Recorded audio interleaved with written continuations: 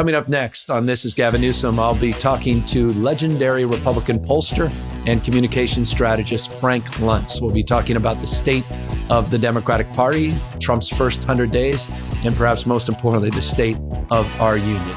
This is Gavin Newsom. And this is Frank Luntz.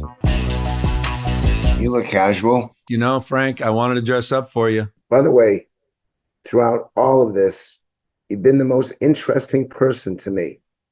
I haven't always agreed. You've always been really kind to me. And even though we've disagreed, I've enjoyed that. It's not even been a back and forth. You're just a good guy. I love that, man. I appreciate that. Now, you know what? Let's start right there because we're at a point where none of us are talking like that. I mean, you've been studying this stuff for decades and decades. I've been listening to you lately. I mean, you think it's as bad as it's been in our lifetime, meaning we're at each other's throat. This country has never been more divided. Is that an overstatement or is that about it? That's exactly it. And to me, and this is what's frightening about it, is that we want to fight. We want to argue. We want to disagree. We're looking at a reason to be able to say, I'm insulted. Or worse yet, I'm offended. And that's the kind of culture that we're in right now.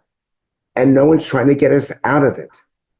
And I give Cory Booker credit because for most of his 25 hours, it was uplifting.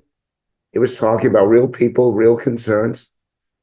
And he did it in a way that isn't political. And I think the guy who cut him off, the guy who jumped to that to make sure that he would always be remembered, Chuck Schumer, is so far past his sell-by date because he doesn't really understand that now we're playing with fire. So, Frank, I want to talk about Cory because I was struck by how complimentary you were of his 25-hour speech.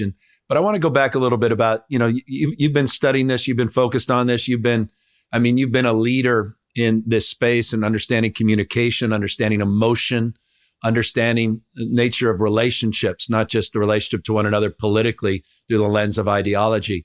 But has this been decades in the making? Is there a moment that you would mark that sort of led to this moment? What's your sort of over under in that respect? Well, the moment that it started was the day that Newt Gingrich got elected speaker in 1994, because that was Republicans winning something that they had not won for 40 years. And the Democrats didn't like it and never got used to it. And Gingrich was provocative. He pushed you, he prodded you in an intellectual basis, but sometimes he used language that hurt himself. If you remember that Christmas of 1994, they had on the front page of Newsweek magazine, the Gingrich that stole Christmas.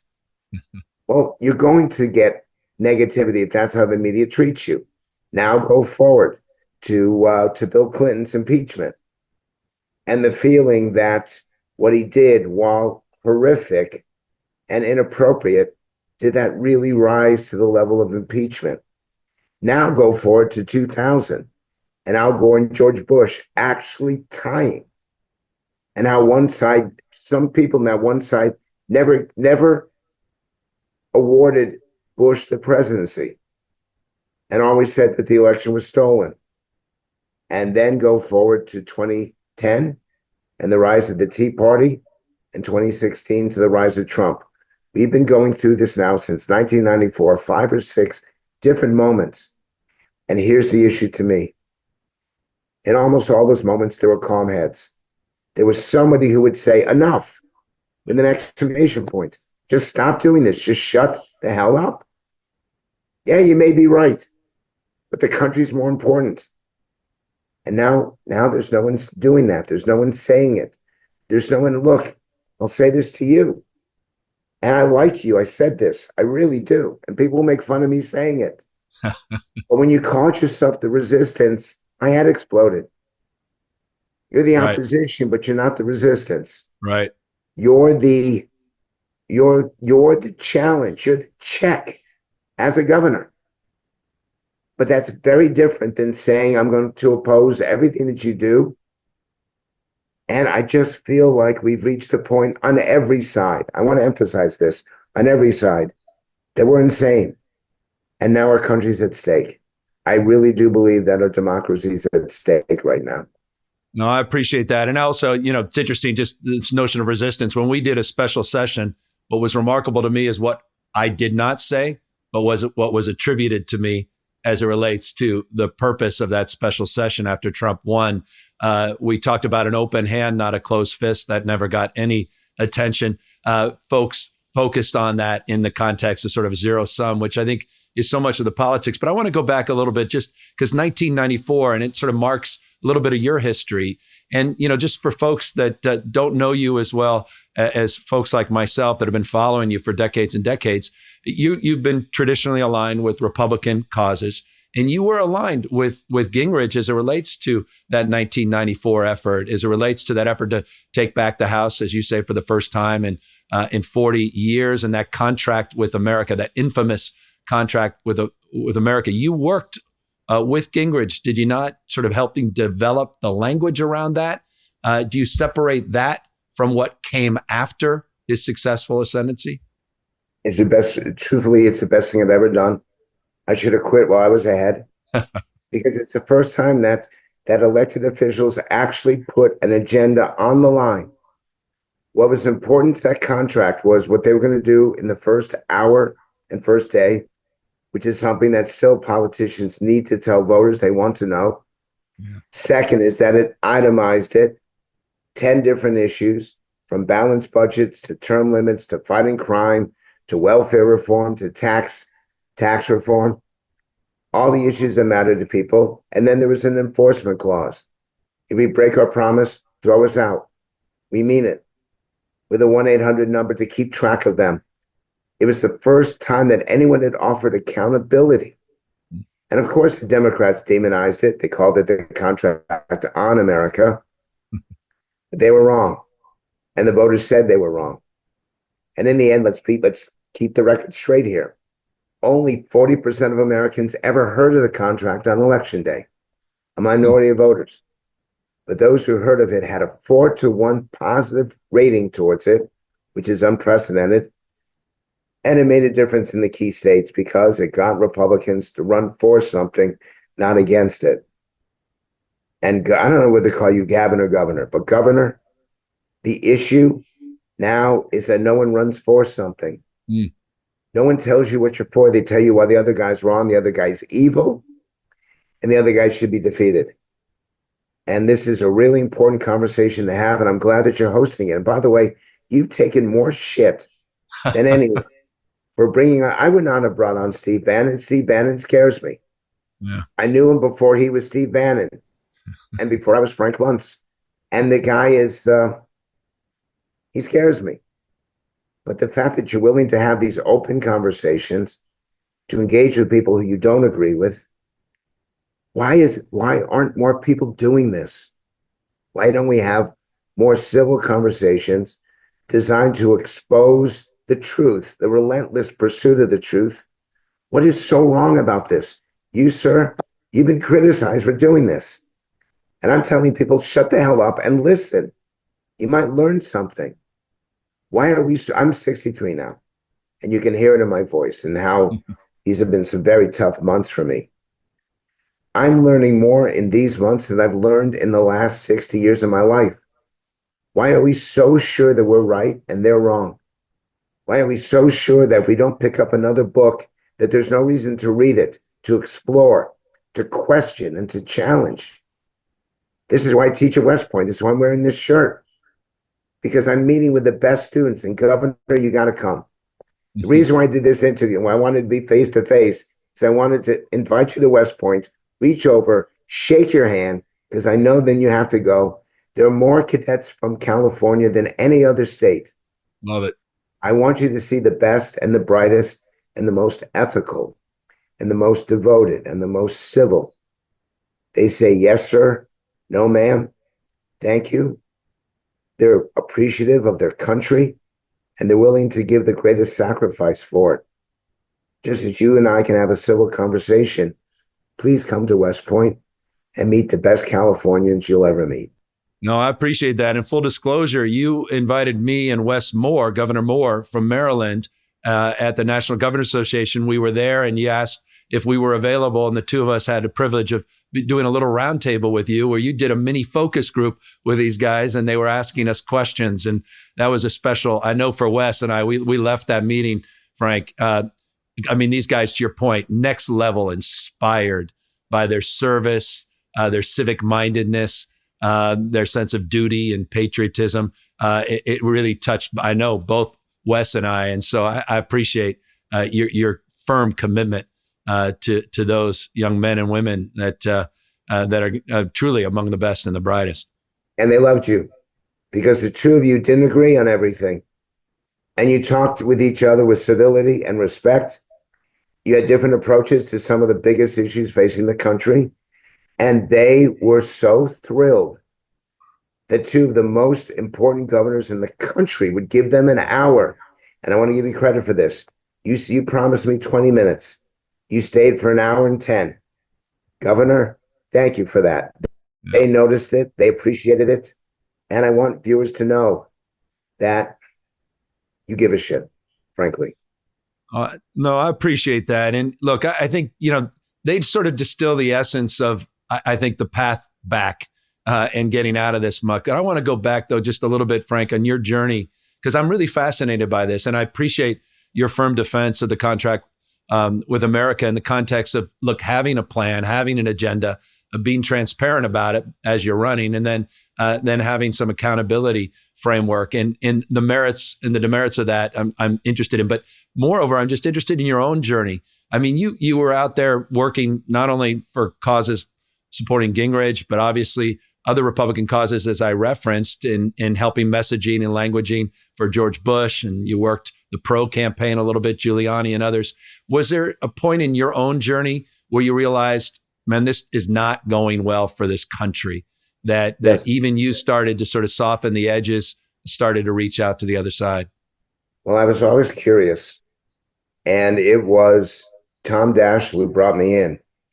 And I created, I've never talked about this, actually. I don't even know if you know what I'm about to say. Yeah. But I created a phrase, the Daschle Democrats. And these are people who acted one way in Washington and a different way back home. And Tom Daschle was one of the most ethical people I ever knew, still around. He's a really special human being. But I demonized him using that Daschle Democrat. And it was John McCain who came up to me and said, do you really have to do that? Can we find a way to disagree without labeling people?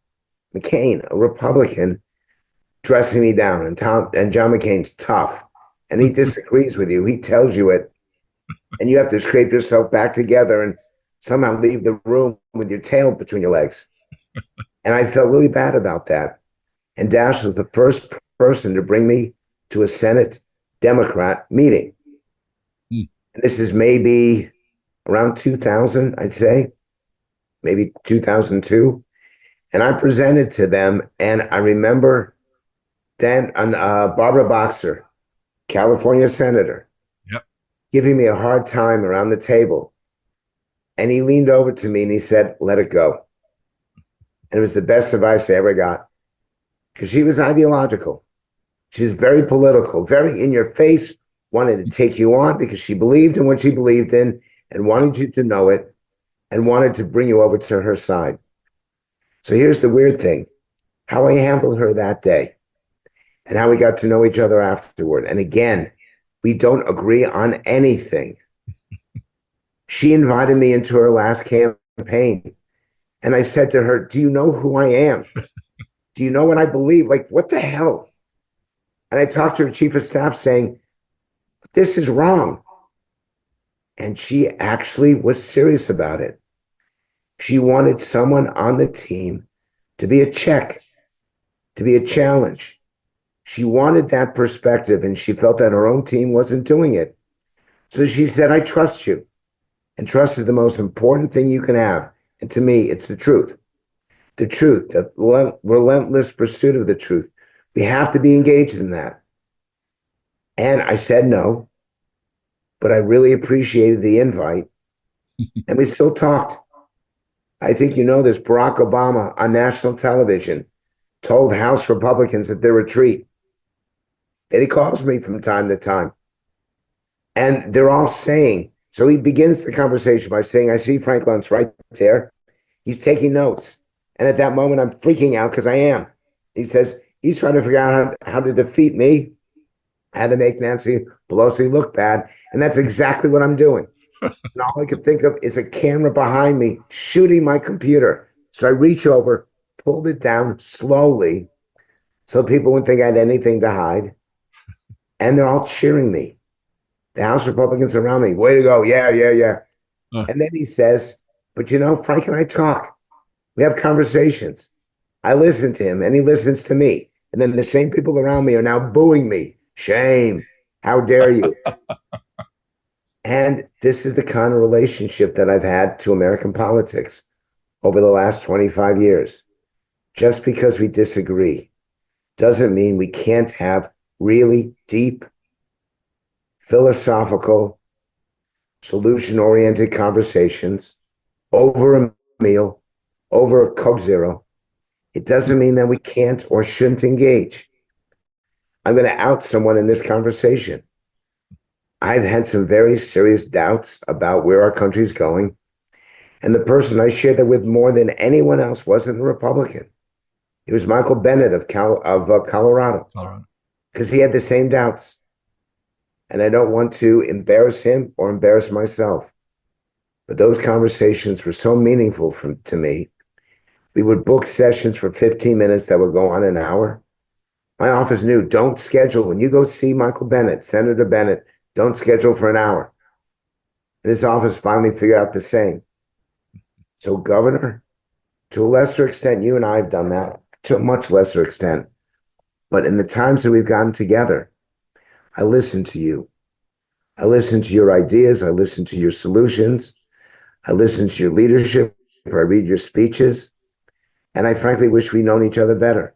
Because where California goes, the rest of America goes. If we get it right here, we're going to get it right nationwide. And if we get it wrong here, it's going to have an impact. But I appreciate you probing, because that's a story I've never told publicly before. I love it. By the way, do you remember what notes you were taking when Obama called you out? Yes. It was what the Republicans needed to say about Pelosi. And it's that she doesn't engage with America. She doesn't know America. She knows her Democratic friends in Congress. And what do they know about America? I was trying to draw the distinction between a Washington Democrat, which I've always done, and an American Democrat who's out there in the real America, working for a living, making ends meet. That was the beginning of my playing around with the phrase paycheck to paycheck. And I was doing a whole list of all the things that Pelosi or Obama were saying that did not relate to America. And you know what? I never gave Republicans that list. Interesting. Speaking of, just that list and looking back and as you study the effectiveness and Obama sort of in return respecting the fact that you're a student of your craft, you're sort of open argument, interested in evidence. When you look back over the last, 40, 50 years, who you think have been the most effective communicators and why? I assume Obama is on that list, or is he not from your perspective? He's on that list, and there's a specific speech that I ask everyone to read because it's the best speech I've ever seen a president give. And remember, I'm supposed to say Ronald Reagan. Yeah, I was waiting for that, Frank. It's not. It's Barack Obama's speech in Selma, Alabama, on the anniversary of what happened on the Edmund Pettus Bridge. And I had been made aware of this by John Lewis. And I'll tell you another story. Again, by the way, all my stories are with Democrats, not with the Republicans. John Lewis invited me to join his civil rights trip, a few years before he passed away.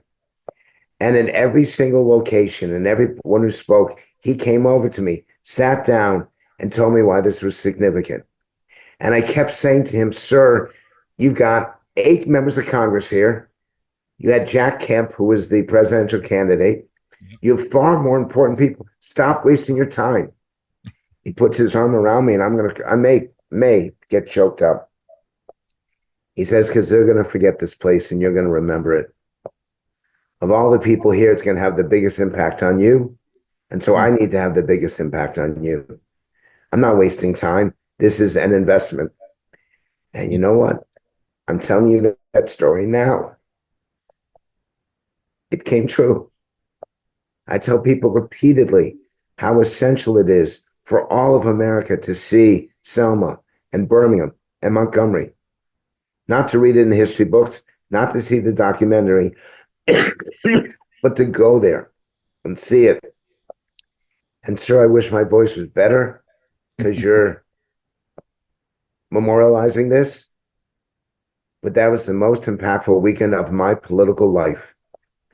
And it woke me up to things I did not understand.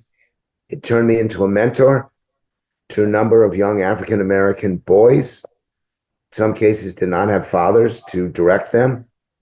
And who the hell am I to give them any advice, to give them any wisdom? But they stayed with me. After that experience, I knew what I wanted to do. And they gave me the grace to say things I shouldn't say and to make mistakes. And I gave them the respect to teach me. And those young men are now in their early 30s, and every one of them is successful. Every one of them is doing amazing things. And I would not have engaged them when they were 19 if John Lewis had not engaged me earlier in my career. So I have to admit, I don't know what the question was. In the spirit, I love it. I mean, anytime we can talk about John Lewis is worth the time. But you were talking about Barack Obama and that moment in that speech and how you think that stood out to you as one of the greats. And there have been other ones that have been just like that. Tony Blair is, to me, the best speaker, and he's not even American. Yeah, former Prime Minister, UK. And I've said this to him within the last 48 hours, that of everyone alive today, no one could have a bigger impact. No one knows and understands the global implications of where we are and what we're doing and how we need to get out of this mess before we make it any worse than Tony Blair. And my biggest political regret is that he was with the Labor Party and I couldn't work for them because I was a conservative. And in reality, it was what Blair's focus and what he tried to achieve is very similar to what I try to do. He only does it 100 times better. And the effort that he's made in the Middle East and in Africa to try to bring about understanding, he's a statesman. So he would be number two. I want to give Cory Booker credit because so many of Booker's speeches are so impactful, and Wes Moore. But let me give you one more, again, on the Democratic side, and that's Mitch Landrieu. Yeah. Mitch Landrieu is the single best, and you're not bad, but Mitch Landrieu is the best retail politician I have ever seen. He's good. I agree with you on that. I watched him. We're having lunch in a restaurant that's closed, and a woman comes in the door, and she is frail and frazzled and crying, and it's right around the inauguration. I've never seen anything like it. And they're trying to throw her out of the restaurant. And Landrieu sees this and says, wait a minute. He puts his arms around her and says, what's your name? Where are you from? How can I help you? And he calmed her down. And he sat her down. He said to me, I need 5 minutes with her. Mm-hmm. And she left the restaurant. And she was okay. And that's brilliant to me. Yeah. Because that's rhetoric on a personal, individual, human scale. So Landrieu is absolutely brilliant. I love that. So you got to give me a Republican, Frank. I mean, we're going to lose credibility here. I mean, you talked about Reagan. There's a lot of people have talked about the difference between a great communicator versus a great orator. Is that a distinction worthy of exploration? Is that a distinction that could be made? Even some have made it as it relates to Obama versus Reagan. What's your assessment? And you can't forget Bill Clinton either. And Clinton. And well, here's the amazing thing. Ronald Reagan changed hearts and minds. People went from being Democrat to being Republican because of Reagan. And that's why he deserves significant credit. To me, Gingrich, when he was optimistic and positive, was incredibly powerful. And I have to go back to Jack Kemp, who's no longer with us. Jack Kemp was an amazing orator because he saw the good and the great in America. He was about freedom. He was about um, opportunity, very much an economic communicator.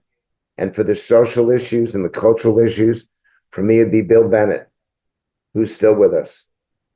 And the two of them, the three of them, Gingrich, Kemp, and Bennett, communicated what was great and good about America. We just don't hear it anymore. Obviously, one of them has passed away. One of them is essentially out of politics. And the other one has gone full in on Trump and lost some of what made him so unprecedented in terms of an intellectual mind, better than anyone I ever met. All right. Gingrich, you're talking about. Yes. Yeah. The smartest elected official we've ever had. And he never got a chance to demonstrate it because the people around him and his own insistence on drawing a contrast between what he saw as good and evil undermined and eventually killed him as speaker. And if you ask me what my greatest regret is personally, it's not standing in front of him in a camera, getting in front of him and saying, "Sir, don't say that." It may be true, it may be intellectual, but the American people are not prepared to hear it, and they will turn against you if you say it. Newt was courageous, in your face, and he could have done so much more for the country if someone had just said, "Don't do this because it will hurt your reputation." So he's to you both it obviously sort of marks that moment as you reflect on where our politics today, and you can connect that. I'm curious, how much do you connect Bill Clinton's success to Newt Gingrich and that contract with America? Well, the best legislation that's passed in the last 30 years, this is the public saying it, is welfare reform. To force people on welfare to get jobs. To say to them, we will help you and we will not punish you. But the single best welfare program is a job that we hope will become a career. And that maybe, if you're lucky, will become a calling. And that you should not, if you're able to work, you should not be able to collect money because that's not fair to other taxpayers. And Gingrich pushed and pushed and pushed. Clinton backed away, accepted it, voted into law. And if you ask the American people, that was the single best legislation of their lifetime because it did so much good for so many people. Frank, I'm curious, and it's interesting. Just so we can go down the welfare conversation, which is fascinating to me, and I don't mean to move off it because I want to sort of reconnect and re-engage and a deeper understanding of what you said a moment ago about the need to have someone that can speak in those aspirational tones, that has a strategy that is not only engaging, but is willing to engage people across the aisle. You've referenced on multiple occasions, and I want to get back to Booker, but you referenced Cory as well. But I'm curious, are we in an environment where we reward any good behavior whatsoever? Or is this an environment where there's even the capacity to do what you suggest must be done? Okay, you're asking the correct question. I'm going to give you an answer. That is correct, but it's not what I want to give, which is no, we're not. We're not in that environment. We punish people. The kinder you are, the more we hate you. Yeah. The more we think you're hiding something. The bigger your heart. We ask the question, what's the most important attribute in a governor? Kindness and compassion comes in second to last. Whoa. Intelligence is at the bottom also. Wow. We're rewarding bad behavior. We're rewarding people, and we want accountability, which is good behavior. We want someone who says what they mean, means what they say, and does what they say. That's all good. But that heart and that soul and that thing that's inside that allows us to feel people's pain, not only do we not reward it, we even punish it. even suggest that that makes us soft. I want to point out, because I would have forgotten and I would have been mad, your debate with Ron DeSantis. I'm on his side 90% of the time. And you out-debated him. You out-communicated him because you added a human component to it. When you go back, your viewers should go back and watch that debate. Was it just one on Fox? Yeah, just one with Sean Hannity, yeah. And Hannity was against you. Yeah. You had the moderator against you, you had your opponent against you, and you had an audience against you. Sir, you did incredibly well because you added the human dynamic to it, which is not going to get you nominated for president. It's not going to raise your approval rating for California. These are things that the public does not care about. Yeah. The Democrats want you to beat up on Trump. That's right. They don't want you to, they're not asking you for a better vision. They want you to take him on and punch him. That's right. And guess what? That'll solve nothing. That'll get us nowhere. And so the stuff that I do now, the Republican side thinks I'm way too soft. Tucker Carlson calls me a traitor. And on the Democratic side, they don't trust me because they know where my background is. They know where my principles and my values lie. Right. And yet I'm right in the middle, and I don't have a country. I don't have people that I can get behind. Where's Joe Manchin now? He's out of office. The former governor of Maryland, Larry Hogan. Joe Lieberman, the great Joe Lieberman. John McCain, these are statesmen who are ridiculed and laughed at and condemned. And they were the best of America. And it's not a little bit of you, sir, and a little bit of me. It's that middle ground, the center of the screen, trying to get right there where we overlap. We're not trying to get there now. We're all on the edges, and it's destroying the country. Frank, is that because, society becomes how we behave. We are our behaviors. And everything we've talked about has happened, quote unquote, on our watch. And I say that broadly, not as an elected official, but as a father of four that lives in this state and wants to see a better future for my kids. Who's responsible? Are we responsible? Are elected officials responsible? Is it something more insidious? Are the algorithms responsible? What's your sense of the moment and in how do we? We have to sort of, it seems to me, diagnose it more deeply to then begin to sort of work our way out of it. No, I'm not sure about diagnosing because I think we all know it's John McCain.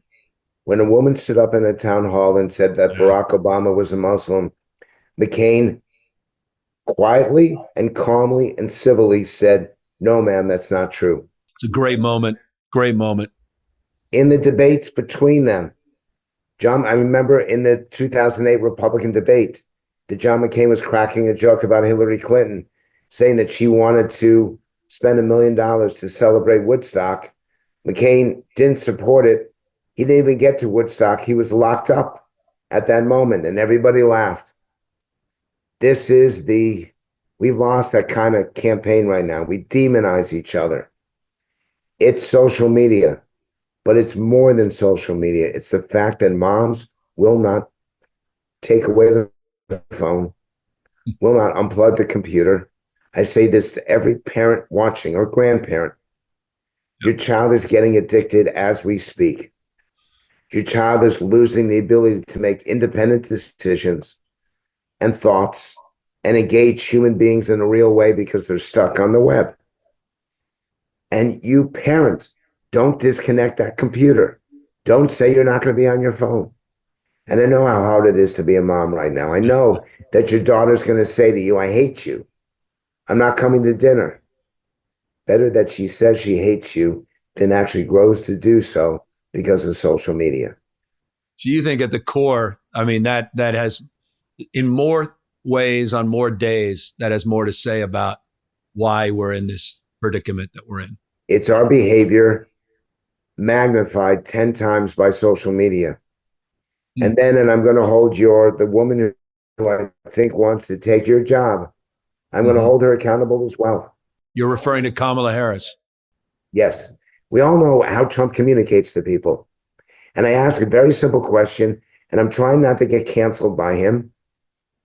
But the fact is, you ask parents, you ask Trump voters, do you want your children to talk the way Donald Trump talks? And they say no. They love him. They want his agenda, but they don't want their kids to sound the way that he does. And I know his response would be that he has the most wonderful vocabulary.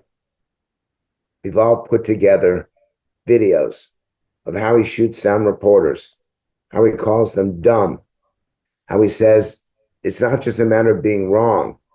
You're an idiot, using that language. We don't want our kids to talk that way, but we also want our kids to tell the truth and to tell us what's right about themselves, not what's wrong about the opposition. Vice President Harris never said what she was going to do in the first hour or the first day. Her ads against Trump were brilliant. But and by the way, she beat him in the debate. Oh, yeah. She played him in the debate. Oh, yeah. And everyone thinks so, except Trump has polls that show that he won by 30 or 40 or 50 points. He never showed them. We never saw them. But Vice President Harris had the opportunity to offer a different vision, and she never did. She told us what was wrong about Donald Trump and never told us what was right about herself. So she bears some of the blame. You're the master pollster. Is that not what the polls said she needed to do in order to get out the vote? Or did you reflect differently on your own analysis that they were looking for a compelling alternative vision? They were looking for it in the polling. The public said they didn't trust her. If you don't trust her, there's a reason why. It's not that they thought that she was a liar. It's that they didn't know where she was. They said this again and again in the CNN focus groups, in the stuff that was happening in the media polls that were being done. Not my stuff. Where does she stand on prices? What's she going to do? What is she going to do in immigration? What was her most famous comment during the campaign? It was her interview on The View. Yeah. And she said, I wouldn't do anything differently. How can you say that? Joe Biden was AOL. He was not there. He was not present. And there's nothing you would do differently. I recognize your need to be loyal. I recognize your desire not to fracture the Democratic Party. But the American people were struggling back then, as they're struggling right now. And they needed to know what she would have done. And Governor, I'm going to give you what she could have done. It was 3 weeks from the election. She chose not to go on Joe Rogan. She never engaged with Stephen A. Smith.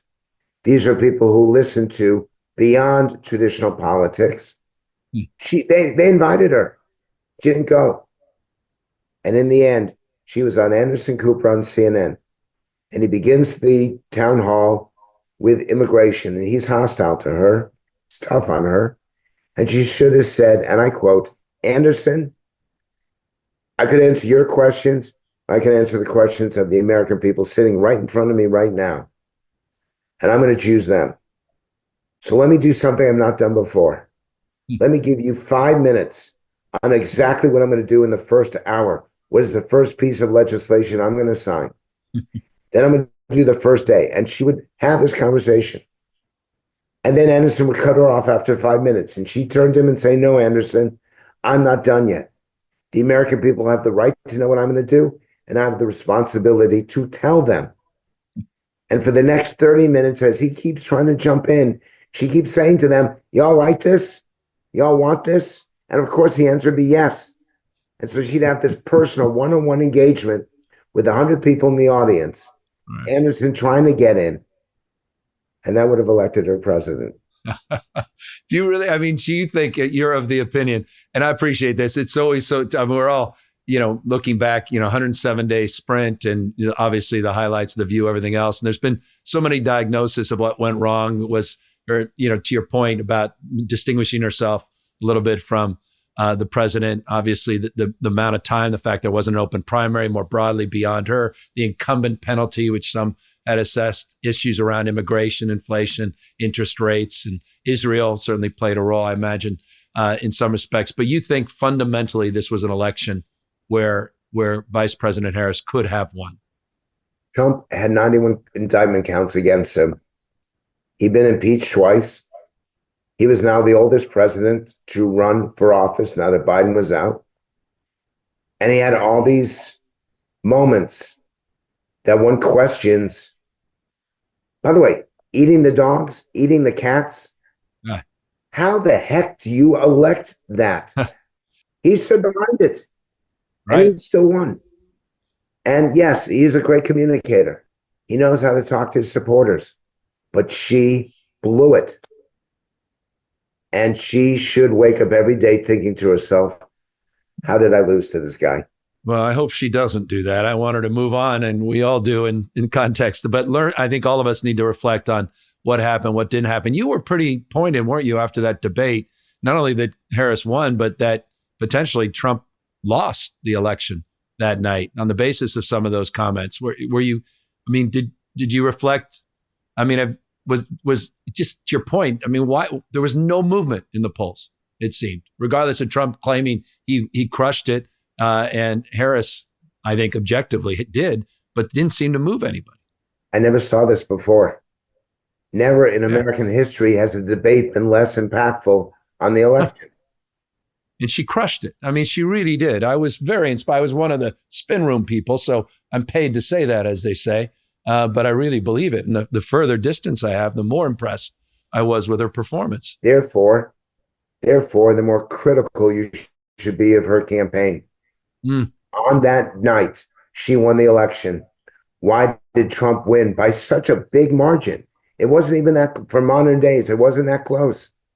Why did he win Michigan and Pennsylvania and Wisconsin and other states and Arizona? He won them because people thought he said what he meant and meant what he said. And while they didn't like how he articulated it, which is exactly what's happening right now, they wanted that agenda. Why did she lose when she had the election? She had more money than God, had an amazing debate performance that everyone saw. There was never another debate. She'd gone into the lead there. Why did she lose? She lost because of herself. In the end, it's not just what's going on around you. You have to tell people what you're for. You have to tell them what you will do. And you have to be able to show that you can get it done. I remember what a big deal it was when she was made the immigration czar. I was around. I saw this. And then during the campaign, she tries to run away from it. Oh, I wasn't important. I had nothing to do. Own it.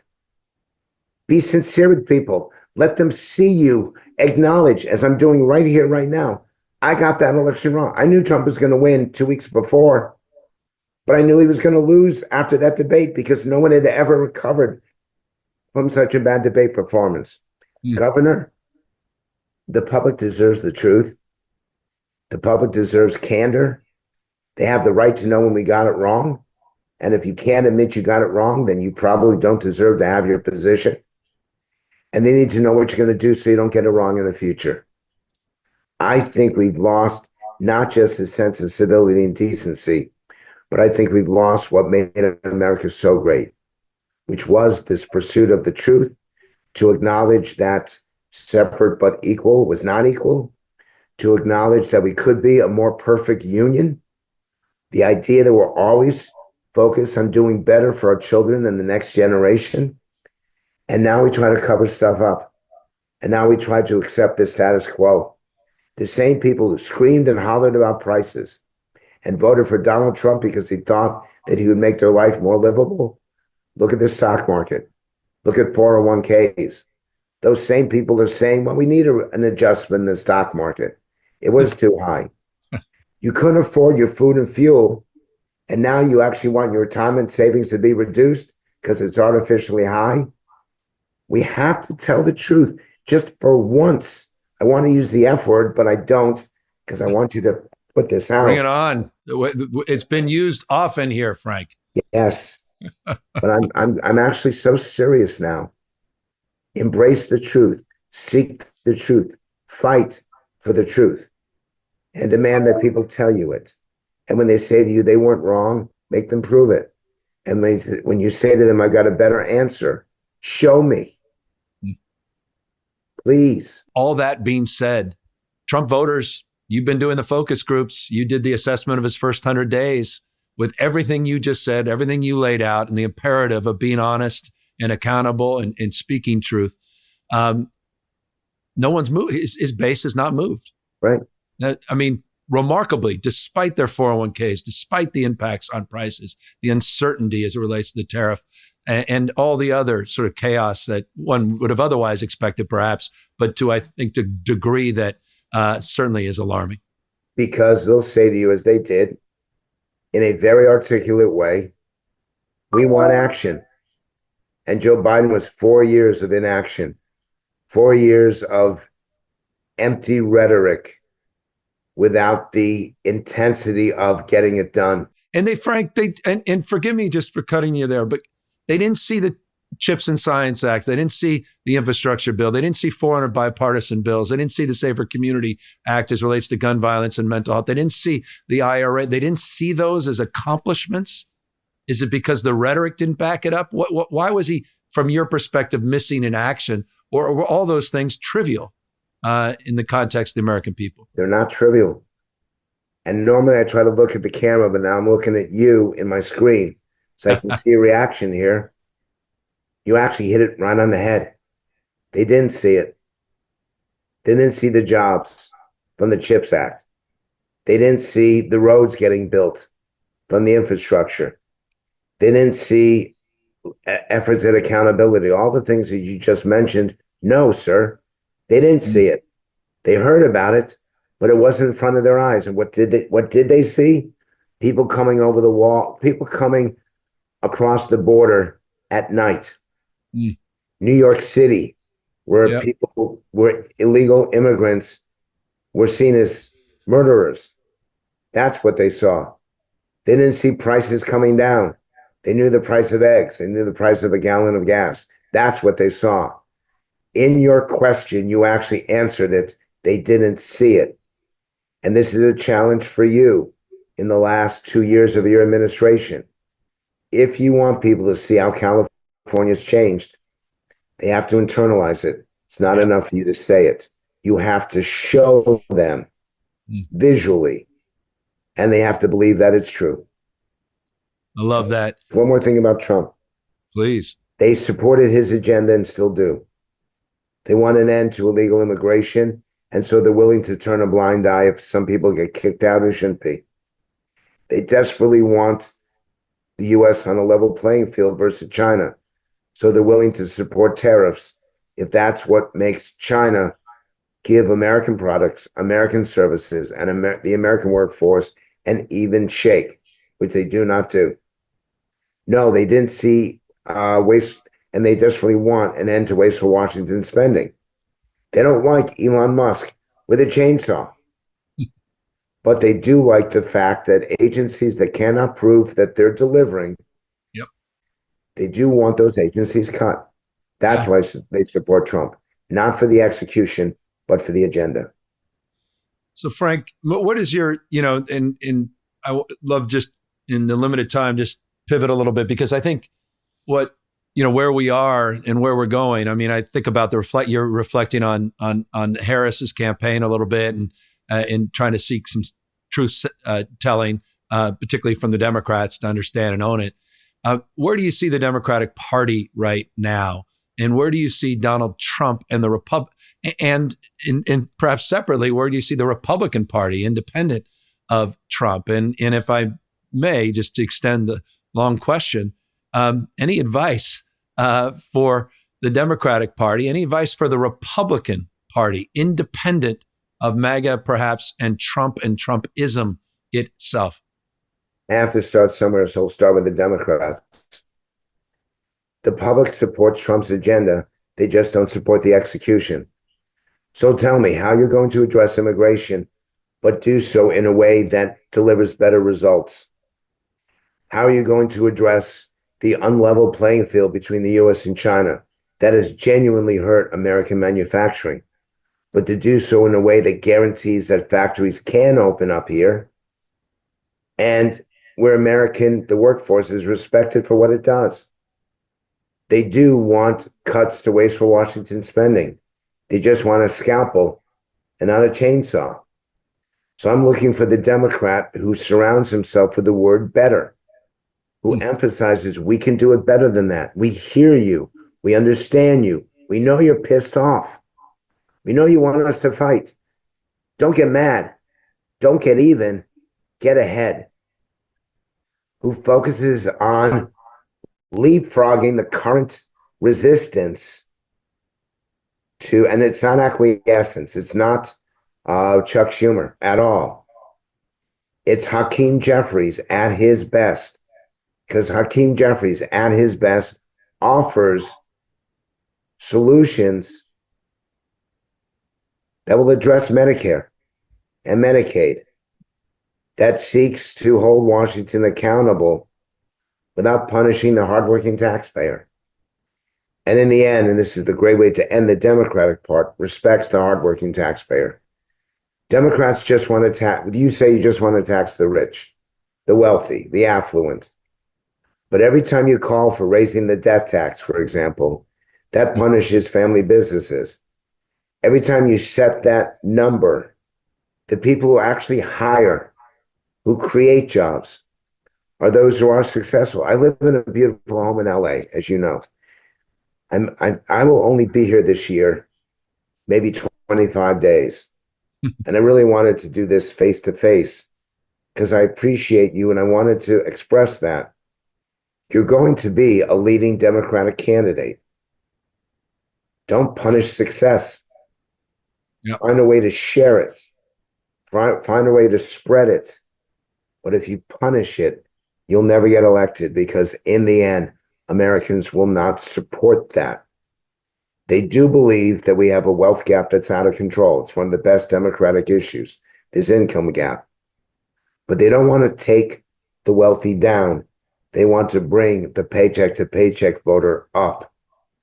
And I don't think Democrats fully understand that. So you think it's a big mistake where Bernie and AOC are going in terms of just the oligarchy frame? You think it just reinforces a frame that you don't think is well, is more broadly well received, despite polling, even your own polling or estimates saying 62.3% of Americans support a wealth tax.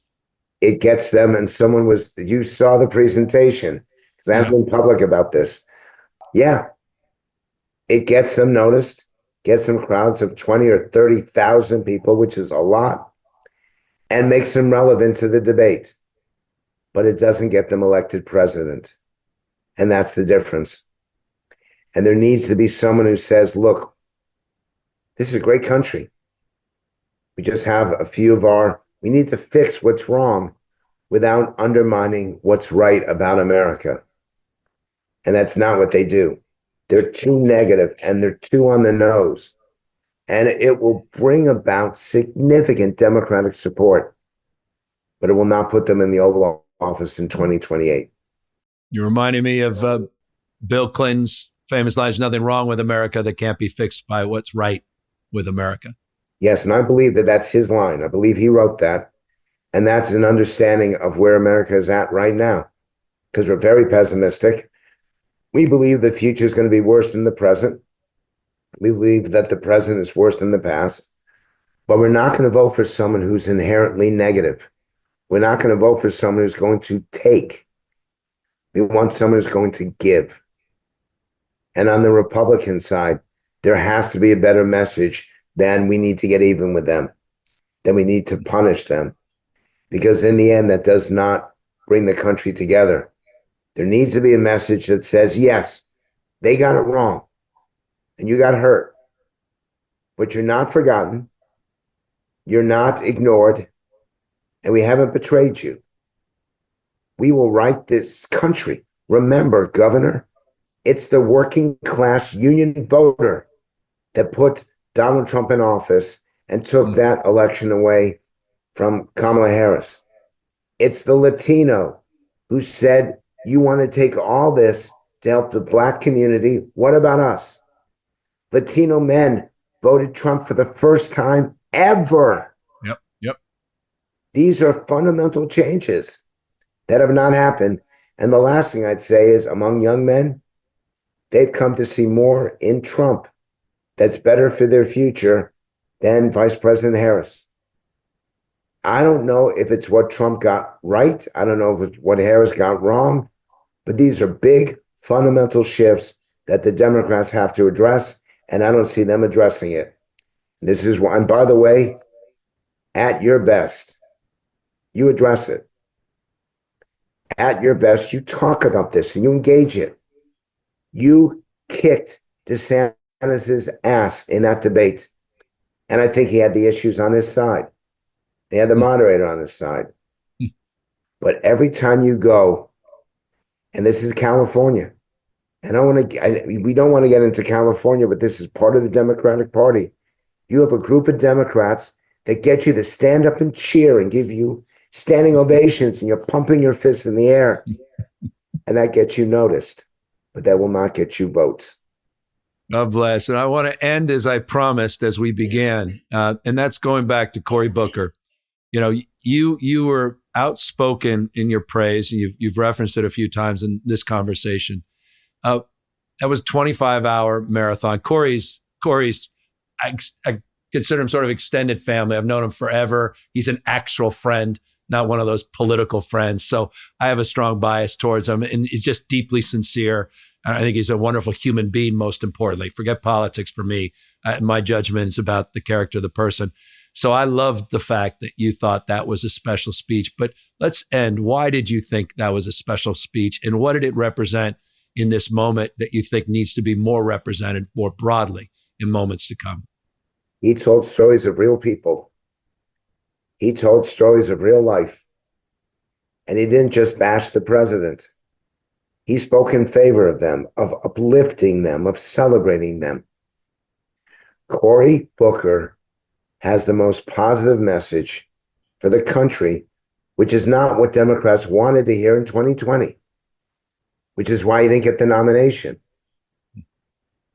My challenge to Senator Booker is, can you put that 25 hours into a bottle, have the guts to say, I'm not going to beat up on Trump. I'm going to tell you where we could be as a country, where we could be as a society. And I'm going to celebrate the positive that's America as I address the pain and the suffering. If he can do that with the discipline of not getting drawn into Trump, and if Democrats realize that they're going to get elected in 2028, they rise or fall based on their own positions, not Trump, based on their ability to do it better and more favorably and more hopefully and with greater celebration. We don't celebrate anything anymore. We condemn and we dismiss and we disregard and we hate. If Booker can be the antidote to that, he'll be the Democratic nominee and he'll be the next president. And if he can't do it, maybe Mitch Landrieu can. And if he can't do it, maybe Wes Moore can. And if they can't do it, sir, maybe you can. But it's not taking the easy road. I hear you. It's taking the better road. Well, what a way to end, Frank. Thank you for all your insight. Thanks for the history. Thanks for joining us today. I'm very grateful for this opportunity. And Governor, the idea that this idiot from West Hartford, Connecticut, who flunked calculus as a freshman in college, who had trouble holding his first job, gets invited to have this conversation with the governor of California. What a life. Thank you. I love it. What a life. I appreciate that, Frank. Thank you. Thanks for being with us. Cheers.